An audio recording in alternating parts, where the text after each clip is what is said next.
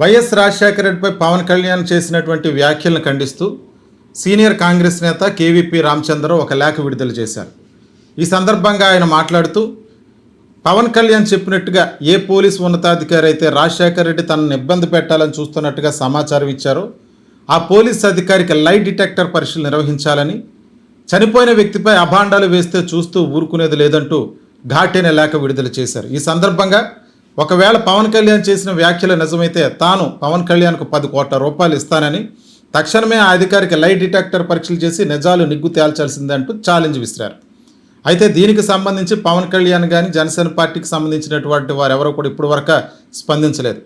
రాజశేఖర రెడ్డి ముఖ్యమంత్రిగా ఉన్నప్పుడు కేవీపీ రామచంద్రరావు రాజశేఖర రెడ్డి గారి స్నేహం గురించి అందరికీ తెలిసిందే. కేవీపీ రామచంద్రరావు గారిని రాజశేఖర రెడ్డి గారి ఆత్మను కూడా చాలామంది ప్రబోధించేవారు. అయితే తాజాగా ఇప్పుడు పవన్ కళ్యాణ్ చేసినటువంటి వ్యాఖ్యల నేపథ్యంలో కేవీపీ రామచంద్రరావు ఆయనపై ఫైర్ అయ్యారు. వాస్తవానికి చూసినట్లయితే జూన్ 2వ తారీఖున తెలంగాణ ఆవిర్భావ సభ సందర్భంగా జనసేన పార్టీకి సంబంధించి తెలంగాణలో నవనిర్మాణ సంకల్పం పేరుతో మీటింగ్ ఏర్పాటు చేయడానికి చేసినటువంటి ఏర్పాట్లు, ఆ సందర్భంలో తెలంగాణ ఆవిర్భావ దినోత్సవం సందర్భంగా ఇక్కడ మీటింగ్కి అనుమతి లేదంటూ పోలీసులు అడ్డుకున్నారు. ఆ నేపథ్యంలోనే జనసేన పార్టీ అధినేత పవన్ కళ్యాణ్ తన స్వగృహంలో నిర్వహించినటువంటి ప్రెస్ మీట్లో అసలు సంబంధమే లేనటువంటి వైఎస్ రాజశేఖర రెడ్డి గారి పేరెత్తి కొన్ని వ్యాఖ్యలు చేయటం జరిగింది. అంటే 2004 నుంచి 2006 సమయంలో, అంటే వైఎస్ రాజశేఖర రెడ్డి గారు 2004లో ముఖ్యమంత్రి అయ్యారు. రేపు బాలు సినిమా రిలీజ్ అయిన సమయంలో చెప్పారు. ఆ సినిమా 2005లో రిలీజ్ అయింది. 2005-2006 ప్రాంతంలో అపెండిసైటిస్ కోసం ఆసుపత్రిలో జాయిన్ అయినప్పుడు ఒక పోలీసు ఉన్నతాధికారి, ఆయన పేరైతే వెల్లడించలేదు, ఆయన వచ్చి మీరేమన్నా రాజకీయాల్లోకి రావాలని చూస్తున్నారా అని చెప్పి అడిగి, మిమ్మల్ని ఇబ్బంది పెట్టాలని చూస్తున్నారు, మీపై ఎలిగేషన్ చేయాలని చూస్తున్నారంటే ఆ పోలీస్ అధికారి తనతో చెప్పాడని, అది జరిగిన తర్వాత ఆ సంఘటన జరిగిన సంవత్సరానికే తనపై రకరకాల వ్యాఖ్యలు చేస్తూ వార్తా కథనాలు ప్రసారం అయ్యి తనను ఇబ్బంది పెట్టారు రాజశేఖర రెడ్డి గారు అన్నట్టుగా వ్యాఖ్యానించారు. రోడ్డు మీదకి వస్తే నోరెత్తితే కూడా చంపేస్తామన్నట్టుగా బెదిరించే సమయంలోనే నేను రాజశేఖర రెడ్డికి వ్యతిరేకంగా నేను గొంతెత్తాను, ఆ సమయంలో నా గన్ తీసుకెళ్ళి కూడా పోలీసులకు సరెండర్ చేశానంటూ సంబంధం లేనటువంటి వ్యాఖ్యలు చేశారు. వాస్తవానికి పవన్ కళ్యాణ్ గారు గన్ సరెండర్ చేసింది దేనికి అందరికీ తెలిసినటువంటి విషయమే.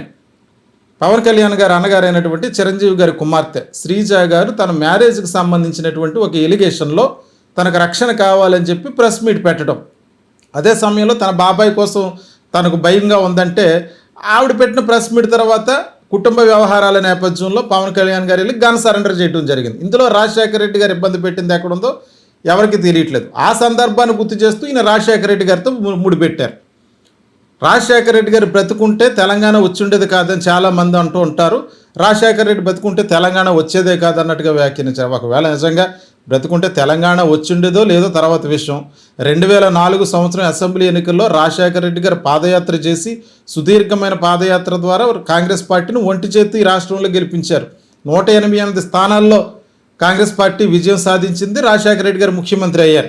వాస్తవానికి ఆయన ఇబ్బంది పెట్టడానికి ప్రజారాజ్యం పెట్టింది అయితే ఇప్పుడు 2008 ఆగస్టులో ప్రజారాజ్యం పార్టీ పెట్టడం జరిగింది. అప్పుడు రాజకీయంగా పవన్ కళ్యాణ్ గారు కానీ చిరంజీవి గారు కానీ వీళ్ళు ఎవరు యాక్టివ్గా లేనటువంటి పరిస్థితి.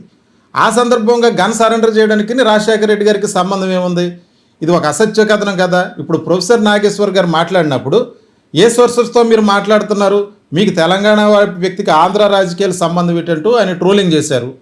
మరి ఇప్పుడు ఏ సోర్సెస్తో పవన్ కళ్యాణ్ గారి వ్యాఖ్యలు చేసినట్టు ఆయనే సమాధానం చెప్పాలి.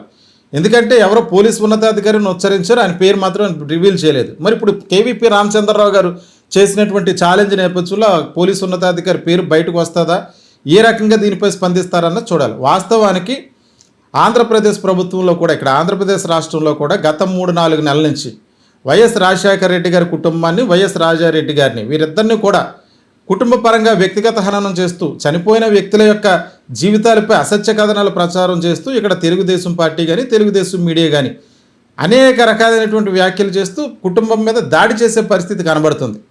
ఇదే అంశాన్ని ఆయన కూటమి పార్టీలో ఈయన భాగస్వామిగా ఉన్నాడు కాబట్టి తెలంగాణ వెళ్ళినా సరే అక్కడ రాజశేఖర రెడ్డి గారి పేరెత్తి ఆయన్ని, అంటే 17 సంవత్సరాలు అయింది రాజశేఖర రెడ్డి గారు ఇంచుమించుగా చనిపోయి, ఇప్పుడు ఆయన పేరెత్తి నేను అప్పట్లోనే ఆయన రాజకీయంగా వేధించాడు అని చెప్పేసి వ్యాఖ్యానించడం వాస్తవంగా ఆంధ్రప్రదేశ్లో ఉన్న ప్రజలందరికీ తెలుసు. ఏ రోజు రాజశేఖర రెడ్డి గారు చిరంజీవి గురించి కానీ పవన్ కళ్యాణ్ గారి గురించి కానీ ఏ రోజు వ్యాఖ్యానించలేదు. రాజకీయంగా 2008లో ప్రజారాజ్యం పార్టీ పెట్టినప్పుడు ఈ ఎన్నికల ప్రచారాల నేపథ్యంలో ఒకరి మీద ఒకరు విమర్శలు చేసుకున్నారు. అది రాజకీయ ప్రచారంలో భాగంగా, ఎలక్షన్ ప్రచారంలో అది సామాన్యంగా సహజంగా జరిగేటువంటిది. ఒక రాజకీయ పార్టీ మరొక రాజకీయ పార్టీని ఉద్దేశించి మాట్లాడటం అనేది. కానీ ఇక్కడ ప్రత్యేకించి రాజశేఖర రెడ్డి గారు తనని బాధించారన్నట్టుగా, తనపై దాడి చేయించారన్నట్టుగా ఆయన మా వ్యాఖ్యలను చేస్తూ, ఎందుకనో అప్పటి నుంచి కూడా ఆయన నాటినటువంటి విషబీజం ఏటో ఆయన మీద, జగన్మోహన్ రెడ్డి గారి మీద విపరీతమైనటువంటి విద్వేషం పెంచుకున్నారా అన్నటువంటి అనుమానాలు అయితే కలుగుతున్నాయి. వాస్తవానికి తెలంగాణలో జరిగినట్టు వివాదం దేనికి, జనసేన పార్టీకి సంబంధించినటువంటి కార్యకర్తలు కావచ్చు, నాయకులు కావచ్చు, ప్రొఫెసర్ నాగేశ్వర్ గారు చేసినటువంటి ఒక రాజకీయ విశ్లేషణ, దాన్ని బేస్ చేసుకుని ఆయన వ్యాఖ్యలు వెనక్కి తీసుకోవాలంటూ నాదెండ్ల మనోహర్ గారు ప్రెస్ మీట్ పెట్టిన నేపథ్యంలో ప్రొఫెసర్ నాగేశ్వర్ గారు నా వ్యాఖ్యలను ఉపసంహరించుకుంటున్నాను, ఒకవేళ నాకు వచ్చినటువంటి సమాచారం తప్పై ఉండొచ్చు, ఎందుకంటే జనరల్గా తమకున్న సమాచారాన్ని బట్టే రాజకీయ రచనలు చేస్తారు ఏ జర్నలిస్టులైనా అనలిస్టులైనా అంటూ ఆయన వ్యాఖ్యానించి తన వ్యాఖ్యలు ఉపసంహరించుకున్నారు. అయినప్పటికీ ఆయన విడిచిపెట్టకుండా వ్యక్తిగతంగా టార్గెట్ చేసి వైసీపీ పేటీఎం అంటూ, ఆంధ్ర రాజకీయాలు తెలంగాణ వ్యక్తికి సంబంధం ఏమిటంటూ విద్వేషాలు రెచ్చగొట్టే విధంగా జరిగినటువంటి ట్రోలింగ్ నేపథ్యంలో తెలంగాణలో ఉన్నటువంటి జర్నలిస్టులు, అక్కడ ఉన్నటువంటి తెలంగాణవాదులు అందరూ కూడా ప్రొఫెసర్ నాగేశ్వర్కి మద్దతుగా నిలిచారు. ఈ సంఘటనలు పరిణామాల నేపథ్యంలో తొలి వెలుగు ఛానల్ ప్రతినిధి అయినటువంటి రఘు విడుదల చేసినటువంటి ఒక కోడి చెరువు ఉదంతం, దానికి సంబంధించినటువంటి వివరాల నేపథ్యంలో ఇరు పక్షాల మధ్య జరిగినటువంటి వాగ్వాదాలు, అదే సమయంలో జూన్ 2వ తారీఖున అక్కడ తెలంగాణ ఆవిర్భావ సభ జరుగుతుంటే తెలంగాణలో జనసేన పార్టీ ఆవిర్భావ సభ పెడితే వేరేలా ఉండొచ్చు ఒకవేళ బహుశా, అలా కాకుండా తెలంగాణ నవనిర్మాణ సంకల్ప సభ అన్నట్టుగా వాళ్ళు గచ్చిబౌలిలో ఒక మీటింగ్ ఏర్పాటు చేయటం, ఆ సమయంలో ఇది తెలంగాణ వాదుల్ని, ఉద్యమకారుని రెచ్చగొట్టే విధంగా ఈ మీటింగ్ ఏర్పాటు చేస్తున్నారంటూ అక్కడున్న వాళ్ళందరూ కూడా తిరుగుబాటు చేయటం, ఈ నేపథ్యంలో అక్కడ మీటింగ్ క్యాన్సిల్ అయిన తర్వాత ఆయన స్వగృహంలో ప్రెస్ మీట్ ఏర్పాటు చేయడం జరిగింది. ఈ ప్రెస్ మీట్లో వాళ్ళు అడిగిన ప్రశ్నలకు సమాధానం చెప్పే దాంట్లో భాగంగా ఈయన ప్రత్యేకించి వైఎస్ రాజశేఖర రెడ్డి గారి పేరెత్తి అక్కడ సందర్భం కాకపోయినా ఆయనపై వ్యాఖ్యలు చేయడం జరిగింది. ఇప్పుడు అదే వ్యాఖ్యలపై కేవీపీ రామచంద్రరావు గారు ఘాటుగా స్పందించారు. మీరు నిరూపిస్తే 10 కోట్లు ఇస్తామని చెప్పేసి ఆయన చెప్తున్నారు. నిజానికి ఆ పోలీస్ అధికారి ఎవరో పేరు చెప్పలేదు, కానీ ఇప్పటికైనా ఆ పోలీస్ అధికారి పేరు బయటకు వస్తే వాస్తవాలు తెలియాల్సిందని. వాస్తవంగా చూస్తే రాజకీయంగా వేధించడానికి 2006 సంఘటనకు 2008 రాజకీయ పార్టీ పెట్టిన ప్రజారాజ్యానికి 2 సంవత్సరాల గ్యాప్ ఉంది. ఈ మధ్యలో ఏ రోజు కూడా రాజశేఖర రెడ్డి గారు చిరంజీవి గారిని కానీ పవన్ కళ్యాణ్ గారిని కానీ పల్లెత్తు మాట అన్నది లేదు, ఎప్పుడు విమర్శించింది లేదు. ఆయన పరిపాలన ఆయన చేసుకుంటూ వెళ్ళిపోయాడు. ఇది రాష్ట్రంలో ఉన్నటువంటి ప్రజలందరికీ తెలిసినటువంటి సంఘటనే.